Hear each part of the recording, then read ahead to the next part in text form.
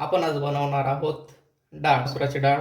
तर हळद, हिरवी मिरची, कोथिंबीर, लसूण, जिरं, मोहरी, एक टोमॅटो आणि कढीपत्ता स्वच्छ पाण्यात धुवून घेतलेली आहे.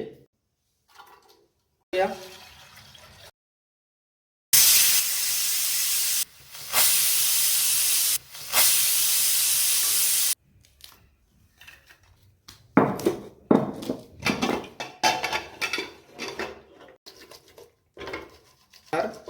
एक चमचा तेल टाकलेलं आहे.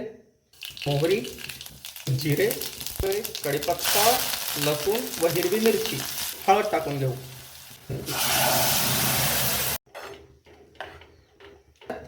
चवीनुसार मीठ टाकतो.